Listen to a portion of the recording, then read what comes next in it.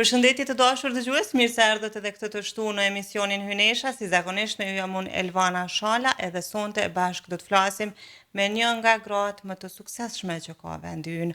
Unë kam përshtypjen që sapo t'ja përmend emrin, sigurisht të gjithë e njeni për shkak të punës së saj dhe kontributit të madh që ka dhënë në çështje të ndryshme. Me mua dhe me ju sonte është Sagjide Mustafa, zëvendës drejtoreshe e Institutit Reinvest. Përshëndetje dashur, mirë se erdhe. Përshëndetje Elvana, faleminderit për ftesën, është kënaqësi me qenë. Kënaqësi me të pas në këtë emision, tregom si je në këtë të shtunë ditë vikendi. Po ditë vikendi e zakonshme, si për të gjitha gratë, për pas 5 ditëve të javës në punën profesionale, fillon vikendi me punët rreth shtëpisë.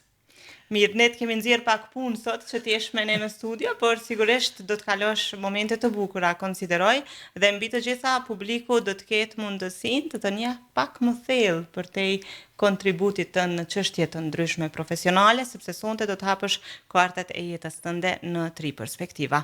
Por para se të vim te kjo pjesë, zakonisht unë të gjitha hyneshat i rikthej në retrospektiv, si kanë qenë ato kur kanë qenë fëmijë në këtë rast, çka kujton Sagjidja nga fëmijëria e saj.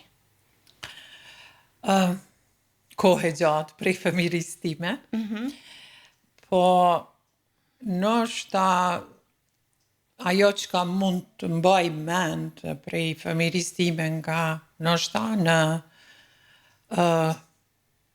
turbull nga mosha 5 vjeqe e 6 vjeqe, si fëmijë e di që kam qenë shumë i dashtun prej të gjithëve.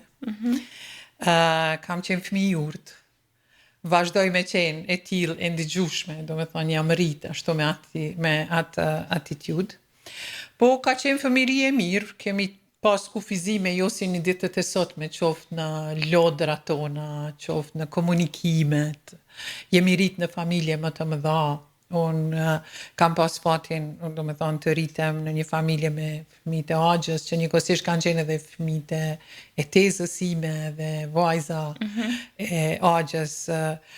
Kemi qenë me mosh afër, pastaj kemi vazhduar edhe shkollimin bashkërisht, edhe ato kanë qenë, do me thonë, hapat e fëmijërisë sime, kam qenë e shoqënuar për rreth njerëzve në familje të madhe, pra. Pastaj edhe motra ime është vetëm 2 vite më e madhe se unë dhe vajzat e agjës, kështu që ka qenë një fëmijëri e mirë, kam qenë e lumtur, do me thonë ndjej se kam qenë e përmbushur si fëmijë. Cilat kanë qenë ambicjet tuaja si fëmijë për profesionin dhe sot ke arritur ti jetësosh ato sot? Apo ka ndryshuar me kalimin e viteve? Me të thënë të drejtën, nuk mund të themi se kanë qenë shumë të mëdha ambicjet tona, sepse sot forma apo mënyrat e informimit janë shumë të avancuar edhe fillon me kriju ambicje gradualisht. Do me thonë, tu e pasi që ka po zhvillohet të mbot, atëherë na ka mungu neve kjo. Jemi shërby vetëm përmes një ekranit vogël, dhe pa mundësi të tjera, ose përmes radios. Në radio kemi dëgju zëra pa pas mundësi të shohim. Prandaj, ato kufizime e kam bët vetën. Nuk mund të them se kam pas ndonjë idol, mirë po mendoj se kam marr nga pak prej secilës gru, apo aktore, apo këngëtare, apo çfarë do formacioni profesional që ka qenë asaj kohe, dhe jo mundu me i praktiku ndoshta në jetën time profesionale, me tutje gjatë zhvillimit, gjatë rritjes time. Sa ka ndryshu perspektiva dhe ambicjet prej fëmijërisë në ditët e sotit? Cilat kanë qenë rrjedhat, sidomos në aspektin e edukimit? Tash them, une kam fillu shkollimin në fund të viteve të 70-ta, edhe gjatë viteve të 80-ta, do me thonë deri në moshën e adoleshencës. Ashtu, kanë qenë të kufizuara, edhe pastaj, kur pak jemi rritë me kuptua që më shumë nga tash nëse e krahasoj me këtë shkollimi fillor i lartë që i bie nga klasa 6 deri në klasën e 9, themi ashtu, ka fillu ajo koha kur represioni, demonstratat, ka qenë një pasiguri e madhe, sepse unë i takoj shkollimit asaj kohe, asaj periudhe, dhe ke jetu në kohë të vështira që të kanë dhënë edhe një pasiguri, edhe ti je kon ke vazhdu me mendu vetëm për idealin që është tjertë po bojnë, çka është e mundshme edhe ti me qenë pjesë e atyre, pa shfaqën të një ambicje të madhe, në shkollimin e mesëm, atëherë kom fillu me mendu, okay, çka dëshiroj me bone, ose çka është ardhmja ime, kom mendu, okay, ndoshta juriste. Ndoshta e kam pa vetën në rolin e avokatës, apo gjykatës, apo prokurores, sa kom mujt me identifiku vetën edhe për atë arsye dhe ndoshta jo me orientu te juridiku, mirë po ana ekonomike gjithmonë ka qenë, që aty ndoshta tu jetu me një familje që ka qenë i rrethuar me ekonomist. Edhe ndoshta jo e ka bo vetën në rritjen time. Pra edhe këto dyja janë bojë, e kanë komplementu njëna tjetrën, edhe une kam vazhdu, do me thonë, në zhvillimin tem edhe në aspektin juridik edhe në aspektin ekonomik, që i kam kunërzu pastaj edhe me studimet e mia në master edhe në doktoratur. Interesante, por si ke qenë si personalitet nga fëmiria me ditët e sotit? Tip më i tërhequr, më ambicioz, më kurioz, më këmbgulse, cila ka qenë? E tërhequr nuk mund të them. Kam qenë fëmijë i urtë, kam qenë fëmijë i ndëgjueshëm, po kam qenë shumë këmbgulse, dhe sot jam këmbgulse. Do me thonë, atë që unë mendoj se e kam të drejtë, kur jam e sigurt, do me thonë, në 100% nuk heq dorë, nuk sprapsem. Do me thonë, ajo është një tipa, një vlerë, do me thonë që... Të ka ndihmuar në karrierë këmbgulsia? Po, më ka ndihmuar edhe në jetën time personale, po edhe në karrierë. Do me thonë se kur ti jep këmbgulse, ajo ta zhvillon atë instiktin e vetbesimit tënd. Edhe kjo është shumë e rëndësishme. Do me thonë, zhvillimi i vetbesimit është një vlerë, do me thonë, që ndikon në personalitetin tënd edhe në integritetin tënd. Kjo është shumë e rëndësishme me u zhvillu. Do me thonë, edhe une këtë mundohe me zhvillu edhe të tjerët, të kolegët, të shoqënia, të familjarët, të çdo grua, të çdo vajzë, sepse mendoj se aty ne ju mungon ma shumë edhe mundohem këtë me e kultivu në gjenerata. Me shpoj përmend këtë fakt, si e sheh sot pozitën e gruas në shoqërinë tonë, Saxhidia? Marr parasysh edhe gjithë përvojën tënde nga e kaluara. Nëse e shohim se ku kemi qenë, ndoshta progresi është i pakët. Tash, nëse kalojmë në retrospektiv, në vitet e 60-ta, 70-ta, në vitet e 80-ta, edhe në atë kohën e kemi pas gra inxhiniere, gra doktoresha, gra ekonomiste, gra, do me thonë që kanë qenë profesionalisht shumë të zojat, po ke hasë shumë rrallë ndoshta me i taku edhe me i pas, sepse ka pas shumë pak hapësirë ato me u ekspozu. Në ditët e sotme, tash forma për të ekspozuar është më e madhe. Edhe çdo herë po kemi modele të grave, do me thonë që janë profesionale, edhe modele që neve na shërbejnë, sa ma shumë që ti kemi në media, sepse kohëve të fundit e këto zhvillime teknologjike dhe mënyrat e komunikimit, telefonat inteligent, shumë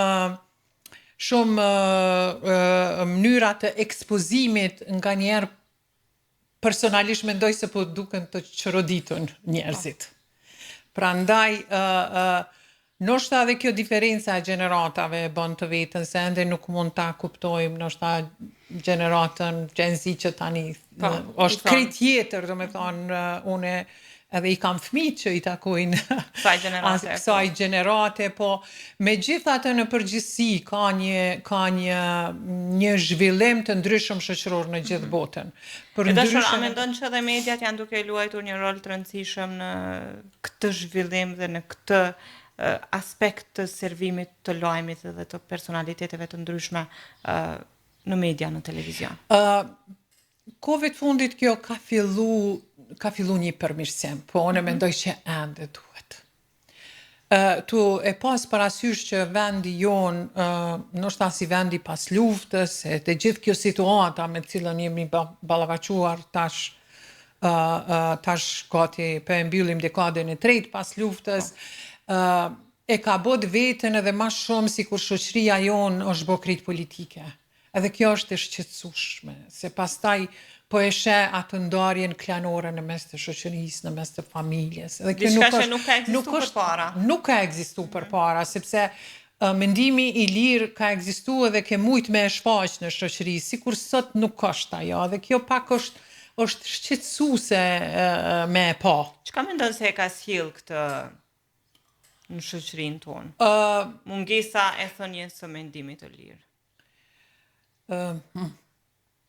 Po, digjom, ne jetojmë në një shoqëri të varfër, mendimi im personal. Kosova është shtet i varfër dhe pamundësia e pavarësisë ekonomike, njerëzit i bien në një situatë, domethënë kur ti duhesh me apo suportin një tjetri që është më i fortë. Edhe mendoj që kjo është në një. Absolutisht, shumë bukur, qartë edhe shkurt e thënë që mos pavarësia ekonomike shpeshherë na shtyje ndoshta të jemi edhe militantë një partie politike. Nuk po du me u shpreh ashtu, nuk po du me u keq kuptu, po du me më kuptu të gjithë opinioni drejt në këtë çka po e tham. Nuk jam duke alutuar në asnjë parti, thash jemi në dekadën e tretë të mbylljes shtetësisë së Kosovës, edhe kanë ndodhur këto situata dhe kjo është keq, mendoj, sepse ka ndiku sidomos te rinia keq. Nëse jemi mburr që kemi një rini të shëndosh, edhe jemi vendi i vetëm në Evropë që kemi një moshë mesatare të rinë në 30 vjeç, studimet e fundit të regjistrimit të popullsisë apo regjistrimi i fundit censusi në vitin 2024 na ka treguar që mosha mesatare tani nuk është në 30 vjeç. Dhe kjo është e dhimbshme. E kjo është e dhimbshme dhe rinia duke mos e parë progresin në vend, pastaj janë hapur dyert, liberalizimi i vizave, migrimi, sepse sot nuk migrohet vetëm për një pagë, sot migrohet edhe për një stil të jetesës më të mirë që ndërlidhet me edukimin, me shëndetësinë, me çështje tjera sociale që i ballafaqohesh. Dashur, është koha që këtë emision ta nisim me një pikë muzikore për të gjithë ata që janë duke na dëgjuar në radio, ndërkohë që ju asesi mos e ndroni kanalin e Radio Kosovës, sepse pas pak hynesha ime për sonte do të bëj hapjen e kartave të jetës së saj. Ta shohim bashkë se ku do të lundrojmë nëpër 3 etapa të jetës së saj. Rikthehemi pas pak. Miq të dashur të Radio Kosovës, jemi sërish bashkë në studio, po ju shoqëron emisioni Hynesha e përballë meje sonte është Sajide Mustafa, e cila tani është gati të bëjë hapjen e kartave të jetës së saj në 3 perspektiva. E dashur gati? Gati. Zgjidheni një kartë nga e kaluara, nga e kaltërta, në fillim, në mes, në fund ku të duash edhe ma jep mua. Hajde. Cilat ishin situatat e para në jetën tuaj në të cilat keni përdorur parashikimin, si u solle dhe si u ndjeve? Për ta thjeshtësuar, a je person që e përdor parashikimin në jetën tënde dhe atë ka ndodhur ta përdorësh në të kaluarën? Jo. Jo, asnjëherë?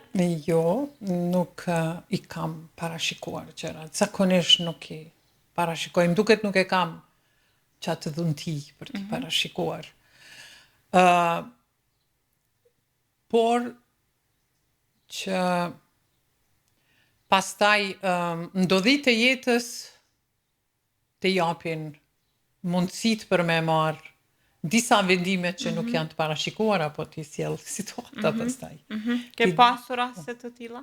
Po sigurisht. Sigurisht që po, ka pasur raste në jetën time që kanë qenë vendime të vështira, domethënë. Vendimi për t'i dhënë fund një jetë bashkëtorë dhe sfida e një nënëve të ushqyse. Nuk ka qenë e lehtë kjo as pak. Dhe kjo është hera parë që unë po e shpalos te ju publikisht. Por që mendoj që unë ja kam dalë shumë mirë. Ja kam dalë shumë mirë të e pas afër familje, dhe kjo është qëndësore. Një vajzë është gjithmonë një vajzë e vogël për prindrit. Edhe ajo gjatë gjithë jetës duhet me u shiku ashtu edhe duhet me pas suportin e prindërve. Unë jo vetëm të prindërve, po e kom pasur edhe të familjes, të vllazërve, të motrës time, shoqënisë pafundësisht. Do të thonë Që ka shumë e qenë rëndësishme. shumë e rëndësishme dhe unë e konsideroj veten që jam shumë e fatë, se jam e rrethuar me shumë miq të mirë për rreth vetes. Do të thonë kam shoqëni të shumë të dashur, shumë të mirë, shumë suportive, dhe kjo më bën me unë i mirë. Do të thonë çdo mëngjes kur unë zgjohem, ndihem e përmbushur.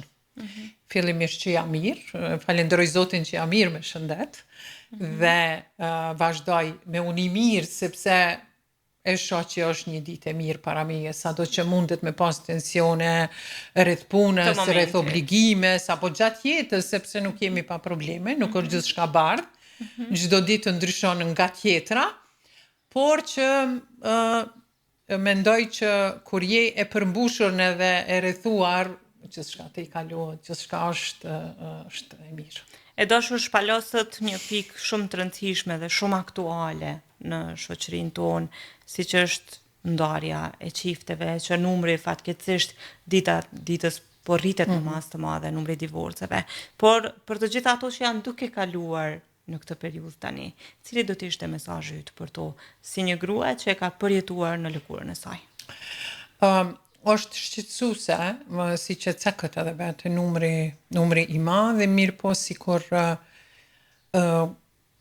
kjo shoqëri e jona po evoluon në çdo gjë. Sikur edhe e keqja po del mbi. Është e pakjartë nganjëherë. Sikur kur themi po formalizohen gjënat, po formalizohet dhuna që nuk ka qenë, ose ka qenë aty, po i normalizojmë këto gjëra. Dhe përbes është e dhimbshme, siç thash, sepse për ta mbjetuar një situatë të tillë nuk është fare e lehtë, sidomos në shoqëritë kur janë patriarkale, kur ende ka norma shoqërore të ndryshme, kur ka paragjykime, kur ka stigmatizime të ndryshme. Prandaj kur familja është aty, ti i mbjeton të gjitha. Absolutisht.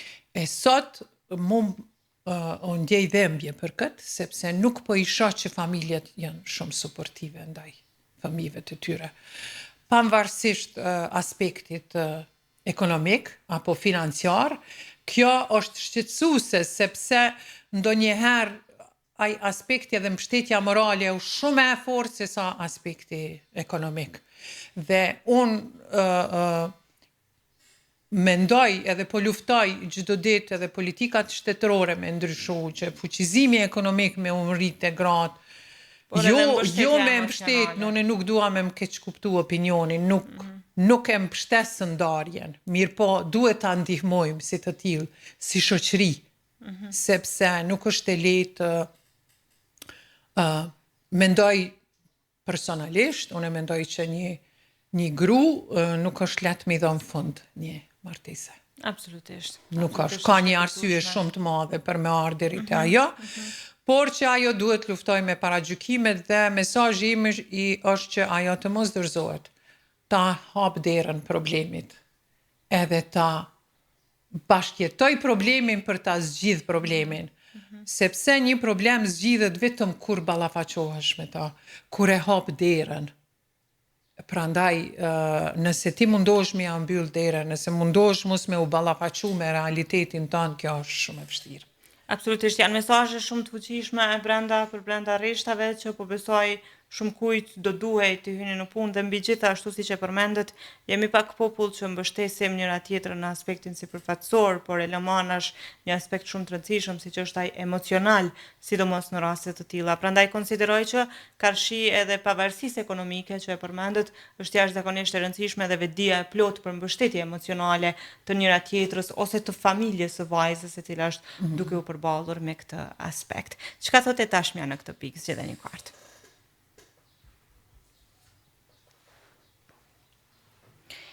Si ndiheni kur dikush ju kritikon? Si ndiheni kur kritikoheni? Unë mendoj që unë personalisht e mirë pres kritiken. Edhe jam vetë kritike. Kogja shumë. tash unë shpesh jap intervista në për televizione, marr pjesë në për konferenca të ndryshme, me qenë se edhe e koordinoj sekretariatin e forumit të grave, forumit ekonomik të grave, që është në kuadër të Institutit Rinvest dhe është pjesë e disa organizatave shoqërisë civile. Konferencë shumë e rëndësishme. Po, që ne avokojmë për fuqizimin ekonomik të grave, jemi disa organizata shoqërisë civile që bashkarisht punojmë në këtë aspekt, dhe çdo herë hezitoj, ndoshta për një kohë të gjatë mos me e pa veten në fjalimet e mia, por që ajo më ka ndihmu me u përmisu. Prandaj edhe mu më pëlqejnë edhe kur tjerët me japin kritika, se zakonisht nuk ndoj thonë, mirë dole ajo, mirë kjo, po mu më pëlqen kritika, edhe duhet me përkra kritikën e mirë, sepse ajo vetëm na ndihmon me përmisu vetën, sepse nuk jemi të perfeksioni, do të thonë është i largët edhe nuk duhet ta shohim edhe vetën ashtu. Cila është kritika, ta themi, më e veçantë që e ke marrë në jetë, që të ka ngel në mendje edhe prej kujt? Unë me që punoj në Institutit Rinvest dhe baba ime është një prej themeluesve të Institutit Rinvest, edhe ai është kritiku më i madh ndoshta që ka qenë. Dhe unë veç muj me falenderu publikisht për të gjitha kritikat edhe këshillat që mi ka dhënë gjatë formimit tim profesional, sepse ato kanë ndiku pozitivisht. Qoftë edhe tani si kolegë kur jemi, po qoftë edhe gjatë rrugtimit tim akademik, do me thonë. Prandaj, janë gama të ndryshme. Një kritikë që janë banë me babit? Nuk moj në është tashme e veçu, se si duket s'ka qenë, se fundmi nuk ma ka thonë ndonjë. Jo me pa përgëditëm, po për me mendu nështë një kritika kryesore e ti është që, do me thonë, duhet profesionalisht me analizu gjonat edhe asë njerë mës me folë diçka që nuk e ki të bazuar. Pa aspekte emotive? Jo, aspekti emocional në aspektin e formimit akademik edhe profesional duhet jetë anash. Anash komplet. Anash komplet, sepse ti nuk mundesh me qenë vetvetja pastaj. E vërtet. Çka thotë ardhmja dhe e fundit fare për këtë raund? Për ndryshe shpejt ja more dorën kartave. Nuk është që kam shumë fat në kësi gjona, po. Pyetjet po të binë interesante dhe po lidhen me personalitetin tënd. Në lidhje me dy kartat e mëparshme, merrni parasysh shembullin më poshtë. Çfarë ju lodh fizikisht apo emocionalisht në lidhje me temën që po diskutoni? Si mendoni se do të rifitoni tek ekuilibrin? Çka e lodh Sagjiden zakonisht në gjithë këtë që ne kemi diskutuar? Fjalë të boshe. Thashë thamet e njerëzve, gënjeshtrat, dyftyrësia. Këto do me thonë janë. Të ka rënë të përballesh shumë në jetë me to? Po, ka një jetë të tonë tash. S'po i flas sa vite i kam. Po sigurisht që gjatë punës. Prap duke një e re, sa do që i keni, duke një shumë e re. Faleminderit. Po, sigurisht që po, ti takosh me njerëz të tillë. Madje me njerëz të tillë që i ke pas shumë afër, edhe nuk e ke prit që mund të takohesh në situata të tilla apo në mirë, po unë mundohem ta ruaj qetësinë. Thash në fillim, jam shumë tip i qetë, jam shumë tip e duruar, duroj shumë. Do me thonë nuk mundesh shpesh me më shqetësu, me më bë nervoz, e ruaj durimin. Por që kur ti kalohet çdo gjë, më duket se pa zhurma vetëm distancohem nga ata njerëz. Pra, nuk je tip që... Jo, nuk jam tip që bëjmë zhurë, nuk jam tip që bëj konflikte, zhurma, ballafaqime, përlamje të tilla, jo. Unë mundem qetësisht me i thonë opinionet e mia, por që pastaj edhe largohem qetësisht nga situatat të tilla, sepse nuk ja vlen. nuk ja blen të rishafër dhe të shqetësosh nga njerëz të tillë. Absolutisht, mesazh i mirë dhe edhe më e mirë është fakti kur mundemi të përmbahemi në situata tilla që gjërat i kalojmë me qetësi, cilat do qofshin ato. E dashur, ky është fundi i raundit të parë të hapjes së kartave të jetës tënde. Tash tregom si po ndihesh në këtë pikë. Mirë shumë. Mirë shumë, kënaqësi me të vërtet ky emision. Po e thon pak me keqardhje se nuk e kisha dëgjuar më herët emisionin Hynesha dhe thash wow, unë e meritoj me qenë aty. Patjetër se po, të kemi ftuar me shumë. E konsiderova edhe në respektin që ju më keni ftu, mendova se du të me qenë këtu edhe qenë ka mirë, relaksu shumë, kështu që mos refuzoni kur ju thirr Elvana. Faleminderit shumë kënaqësi me të pas këtu. Është koha që sërish të rikthehemi muzikës për të gjithë ata që janë duke na dëgjuar në radio, ndërkohë që pas pak do të bëhet edhe hapja e raundit të dytë të kartave të Hyneshës ime përsunde. Vazhdoni që ndroni me valët e Radio Kosovës. Me të dashur të Radio Kosovës, jemi rikthyer sërish në studio, tash është koha për raundin e dytë të hapjes së kartave të Hyneshës ime përsunde, Dhunjes Mustafa. I gati? Gati. Zgjidheni një kartë nga e kaluara. Me të mesit, e zgjidh gjithmonë mesin e artë? Mendoj se është i artë mesi. Okej. Në lidhje me atë që sapo diskutuat, çfarë ju ndihmon, njerëzit, situatat apo rrethonat? Unë thash që jam me fat që jam me njerëz rreth vetës. Me njerëz shumë të mirë rreth vetës. Qoftë familja apo shoqëria, dhe kjo më bën muni mirë, dhe kjo më bën kur unë i diskutoj këto situata me ta. Edhe mendoj se është privilegj i madh në shoqëri kur e ke dikon afër edhe pa rezerva i diskuton gjanat edhe pavarësisht nëse e merr një këshill nga ai apo jo, ti hek nga vetvetja të rrëfimin tonë që të ka mundu. Edhe kjo, une kisha me apelu të gjithë që duhet ta ke një person kështu në jetën e tyne. Ta gjejna në rrethin familjar, në Kënde ka sa gjidja në këtë rast? Kush është personi i parë që e thirr në situata të caktuara?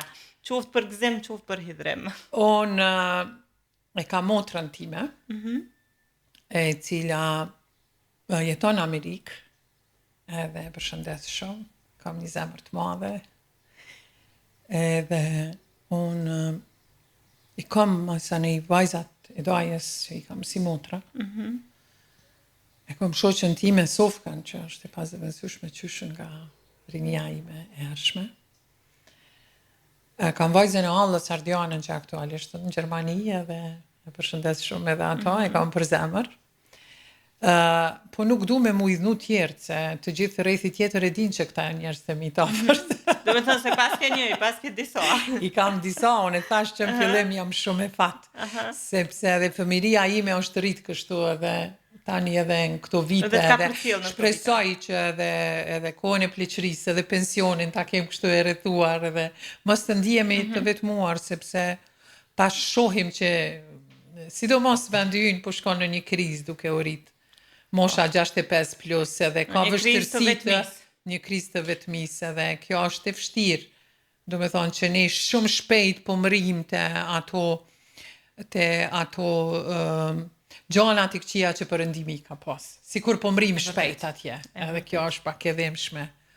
Kemi avancuar në disa gjëra që në fakt ne s'do duaj fare të merreshim me to, ndërkohë që kemi ngelur në ato që neve na karakterizon si popull shqiptar, kosovar, sidomos në përgjithësi, dashnia me njëri tjetrin, humanizmi edhe uniteti. Ka një zemër të madhe. Kjo duket sikur ka filluar të zbehet tek ne, megjithatë uroj që gjeneratat e reja do ta rikthejnë sërish. Pavarësisht situatës. Mendoj që ne gjeneratat më të vjetra kemi obligim ta kultivojmë këtë gjeneratat më të reja. Edhe t'i edukojmë në formën në cilat edhe ne jemi rritur. Çka thotë tashmë në këtë pikë, si dhe një kartë?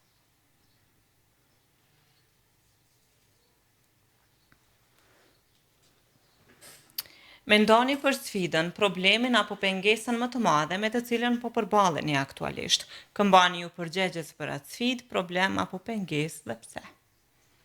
A e ke menduar ndonjëherë për sfidën aktuale? Unë themi në aspektin profesional, në aspektin kolegial nuk është që kam sfida, jo mirë e akomoduar aty. Sigurisht që punët tona varen nga ne, po edhe nga rrethonat e jashtme, edhe ty të shqetësojnë ato shpesh kur nuk lëvizin gjanat. Në aspektin personal, po, kjo është një sfidë që unë kam të kaluar. Shprik një sfidë shëndetësore, por që ka të kaluar tash. Ka qenë dikush përgjegjës për të, apo? Jo. Ka ardhur? Jo, ka ardhur natyrshëm, do me thonë, edhe është të kaluar, po ndihe mirë tani edhe ne jemi duhet shumë të të vazhdojmë. lumtur që ti po ndihesh mirë edhe që të kemi në mesin tonë. Natyrisht sfidat shëndetësore nuk janë të lehta. Jo. Këtë gjë e dinë më së miri ata me cilat janë përballur me to, ndoshta prej vitesh, po megjithatë e kam thënë gjithmonë asgjë nuk është e paarritshme. Duhet thjesht ta gjejmë një rrugë të dur për t'i arritur ato. Dhe unë jam e lumtur për rrugën që ti e ke gjetur që sot ti je e shëndetshme. Faleminderit shumë, po, të thash, nuk është e lehtë, po kjo si të thash, menaxhimi i emocionit dhe menaxhimi i gjendjes emocionale është shumë i rëndësishëm. Absolutisht, në çdo edhe këtë mund ta bëj rrethi, po është pjesë e jotja personale që duhesh vetë me cilën ti duhesh me punu shumë e vërtet. Çka thotë e ardhmja dhe e fundit për këtë raund?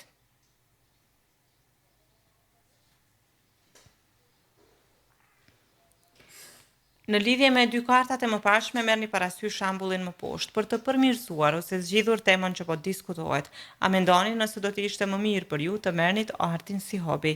Cilin art do të zgjidhnit dhe pse? Hajde të shtojmë pak sa është e lidhur me artin Sajidja. Unë përbes me artin nuk kam lidhje. Të drejtën, ajo motra ime gjithmonë vizatimet mi ka bo, nuk është arë vetëm piktura. Po jo, nuk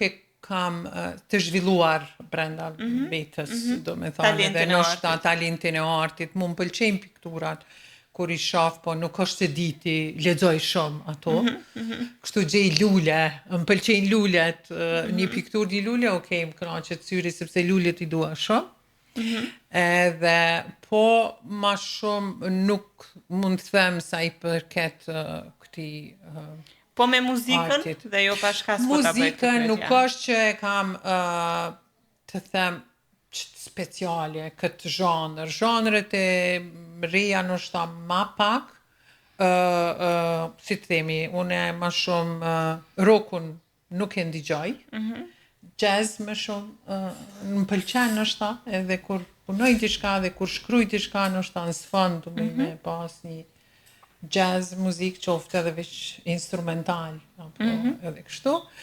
Për ndryshe nuk kam preferenca që vetëm ky këngëtar ndëgjoj muzikë të lloj-llojshme, qoftë ajo anglisht, qoftë ndoshta frenge, qoftë italiane, do me thonë më pëlqen ajo melodia, nuk ka rëndësie çfarë gjuhë është. Ndoshta ajo melodia, instrumenti i rrallë që është ndoshta e kulturës së një shtetit, jo, po ai tingulli më pëlqen. Prandaj nuk është që kam diçka specifike në jetën time që kisha mujt me thonë, kjo. Je mix i zhandreve të ndryshme dhe kulturave të ndryshme. Ndigjoj muzikën. Mirë, në këtë pikë të emisionit unë zakonisht i pyes fineshat se çka dëshirojnë të dëgjojnë në valët tona, kështu që cila do të ishte një këngë që ne mund ta plotësojmë vetëm për ty sunte në këtë moment. Nuk e di mos t'i qesim punë aty në pra pas kene çka kanë gati ashtu diçka nga këto zhanre që unë e fola lirisht mujnë me ndonjë këngë jazz, ndonjë melodi. Ndonjë këngë jazz, Ke ndonjë këngëtar të preferuar? Ella Fitzgerald, po, do me thonë How High the Moon Is, do me thonë është një këngë që unë nështë e kom digju më shpesh, Frank Sinatra, po çka do qoftë që ka, në jazzin pëlqen, mundet me qenë në sfond. Mirë, unë do të losë deskun e muzikës që njërën nga këta dy artist të plotësojmë tani për dëshirën e juneshës ime personte, zonjës së nderuar Sajide Mustafa, e cila po bën hapin e kartave të jetës së saj në 3 perspektiva. Më njëherë pas këngës rikthehemi me raundin e 3 dhe të fundit, prandaj qëndroni me ne. Dëgjues të nderuar të Radio Kosovës, jemi sërish bashkë, po ju shoqëron emisioni Hynesha e kështu kemi ardhur tek raundi i tretë dhe i fundit i hapjes së kartave të mysafirës sime për sunte, do shvej gati. Gati. Hajde zgjidheni kartë nga e kaluara. Bashkë lundruam në për shumë etapa të jetës tënde dhe po të njohim pak nga pak edhe nga personaliteti më i thellë. Cila ishte situata më e fundit në të cilën keni ndjerë se duhet të kompenzoni? Çfarë ndodhi dhe cilat ishin rezultatet? Parimisht, ai e person që i kompenzon situatat? Jo. Jo? Ndala me mendu se a kom bona i kompenzem, ose të them, miku ajo si ta kthej dhe ta përsëris një situatë të tillë. Mendoj që ato ndodhi një herë situatat edhe nuk mund t'i kompenzojmë. Edhe nëse e kompenzon nuk është ai emocioni real që ti mund ta kesh, prandaj nuk është që mendoj në rikthimin e diçkaje, sepse kam dëshirë ta përjetoj atë originalitetin e situatës. Nuk e Situatat tentuar, spontane. nuk e tentuar asnjëherë ti kompenzosh? Jo, nuk më kujtohet se kam thonë hajtë ta shfrytëzoj me kompenzu ato jo. Kom mendu që nuk është reale, se une jam tip që më shumë e botës reale, nuk jam e pëlqen kjo. fantazis. Edhe Sa është për e rrjeteve këtë arsye. sociale? Unë Sa gjidja. do me thonë sa i përket jetës personale ma pak, shumë rrallë ma dje, ndërsa për jetën profesionale po çdo ditë postoj nga aktivitetet e mia brenda institutit Reinvest, qofshin ato personale apo të kolegëve të vetë institucionit, po tani Covid fundit shpesh edhe me forumin ekonomik të grave aktivitete, apo qoftë edhe me pjesëmarrjen time në konferenca të ndryshme, në diskutime të ndryshme. Por prap se prap pëlqen më shumë realja. Reale, une e jetoj botën reale. Nuk i takoj as fantazis, as nuk theje me kaluara. Për mu e kaluara mbetet atje, si kur një roman i mbyllur që ndoshta ndonjëherë e diskuton me një shoqe një roman, ashtu e diskuton edhe një të kaluar. Asgjë më shumë nuk ka pjesë në Ose në fund të tek ditës unë. nuk mund të rikthehet, edhe Jo, po duam ta absolut rikthejmë. Çka thotë ta shpja në këtë pikë? Zgjedheni kartë.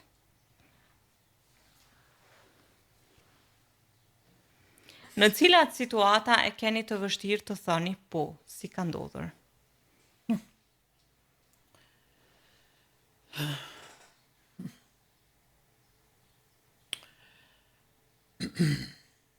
Nuk besoj që atë jetës time jam detyru me bo diçka që ka qenë 100% jashtë dëshirës time. Edhe kjo poja pra nuk ekziston me njerë të unë. Do me thonë sa i përket aspektit tim personal. Unë jam shumë e hapur për me ju gjinë të tjerve, me ju ndihmu të tjerve. Ndoshta askujt nuk i tham jo. Në moment se kur dikush të kërkon diçka, ti e sheh që ajo është në nevojë për diçka. Edhe ndoshta rrethonat aktuale mu ma sjellin mundësinë që muj me i ndihmu dikujt diçka. Mirë po në aspektin tim personal, kjo poja nuk është e zakonshme. Do me thonë, ka shumë analizë, ka shumë mendim, derisa të vite ajo poja. Ke pasur momente që je penduar për një po? Unë duke e treguar që jam person kogja i durueshëm në jetë, mendoj se deri te një jo ose te një po ka shumë analizë. Edhe ka shumë të trajtim të një çështje. Prandaj kur e them nuk mendohem. Je e sigurt. Jam e sigurt. Interesante, çka thotë e ardhmja dhe e fundit fare për këtë edicion?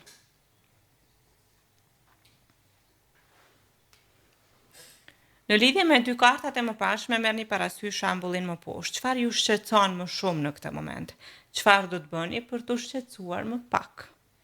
Nuk po flasim për këtë moment aktual, sepse konsideroj që nuk je e shqetësuar, por në përgjithësi ka diçka që po të shqetëson në këto rrethana, në këtë Po situatë. sigurisht jena thash edhe më herët, ndoshta vetë si shoqni jemi në rrethana shumë jo të mira, të themi se nuk mund t'i themi diçka që nuk është mirë, nëse veç ja themi Ja bëjmë qefin vetës. ja bëjmë qepin vetës edhe pasojat vazhdojnë duke u rritë edhe nuk jam person, do me thonë, i kam dëshirë t'i trajtoj gjërat, po kur nuk janë në dorën tënde janë shumë shqetësuese madje.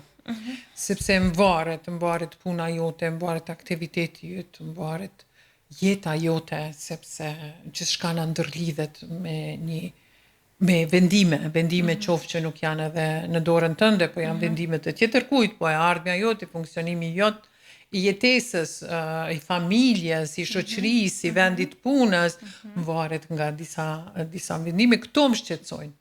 Pse nuk funksionojnë, pse njerëzit nuk e gjejnë modalitetet për të dalë nga këto kriza, nga këto që shqetësime dhe është e pamundshme, do me thonë, pa pas zgjidhje. Unë nuk mendoj që kur gjëra trajtohen, nuk ka zgjidhje. Duhet të trajtohen, duhet të bisedohet, sepse nuk mundemi individualisht të zgjedhim. Natyrisht. Është e pamundshme. Madje as si shoqëri nuk mundesh, ne jemi shoqëri demokratike. Shoqëritë demokratike nuk janë autoritare për t'i zgjedhur një person, po për këtë arsye je shoqëri demokratike sepse duhet gjërat të zgjidhen bashkarisht. Prandaj kjo është një shqetësim për mu i kohëve të fundit, do me thënë që si shoqëri nuk kemi progres, po shkojmë në regres, sa do që ne mendojmë që ndoshta qoftë në vitet e 90-ta kur ne kemi gjetë mbështetjen për çështjet tona shtetënore, sepse ka qenë moment yni, edhe në fundin e 90-tave kur ne kemi fitu shtetësinë. Ka qenë moment yni, sepse bota ka qenë pak ma e qetë, them se e qetë asnjëherë, ndërsa tash ne shohim gjeopolitikën, se është gjithandej e çrregulluar, ka shumë probleme, trend i ri botror dhe unë mendoj që na po i humbim disa momentume që janë duke na kushtu si shoqëri e vogël që jemi, në të kundërtën do të mund të kishim përfitime më të mëdha që bashkërisht i kalojmë edhe të përfitojmë edhe nga. Natyrisht, megjithatë e dashur unë shpresoj që ne do të rikthejmë një faqe tjetër, ta quaj ashtu, të gjithë kësaj që është duke ndodhur aktualisht me shtetësinë e Kosovës, por edhe me shoqërinë tonë përgjithësi, edhe të kemi një stabilitet më të madh si ekonomik ashtu edhe politik, që po besoj do të çonte pastaj tek një progres më i madh edhe në arenën ndërkombëtare. Po shpresoj. E dashur, ky është fundi i hapjes së kartave të jetës tënde, tani që jemi krejt në fund, tregom si po ndihesh edhe cili është reflektimi yt mbi veten tënde. Po ndihem shumë mirë, në fakt shumë mirë po ndihem, nuk e prita se ndihem kështu, ke gjithçka shumë rrjedhshëm, natyrshëm, dhe po më pëlqen kjo, do me thonë ashtu si unë natyrshëm i bëj gjërat edhe në krejt jetën time të përditshme. Po mendoj që ke shumë mirë, po shpresoj që edhe opinionit kam i pëlqyer. Sigurisht me streshtash kemi marrë shumë mesazhe të fuqishme nga te natyrisht që besoj po aq fuqishëm që shumë kujt do t'i hynë në punë në jetën e saj të përditshme dhe në vështirësitë me cilat mbase edhe është duke kaluar. Unë të falenderoj shumë për kohën tënde, faleminderit për qiltërsinë dhe gjithçka që i dha këtij emisioni sonte. Ishte kënaqësi me qenë Elvana këtu, faleminderit shumë. Edhe nga këtu i përshëndet dy fëmijët e mi, Jetën edhe Vullnetin. I përshëndesim edhe ne shumë natyrisht edhe ju urojmë gjithat mirat, shpresoj takohemi në rrethana të tjera. Faleminderit me kënaqësi. Të dashur dëgjues, kemi qenë kështu në një bashkëbisedim shumë të këndshëm me zëvendës drejtoreshën e Institutit Reinvest, zonjën e nderuar Sajide Mustafa, e cila bëri sonte hapjen e kartave të jetës së saj në 3 perspektiva. Me mua Elvanën dhe një hynesh tjetër, bashkë takohemi javën tjetër. Deri atëherë, gjithë mirat.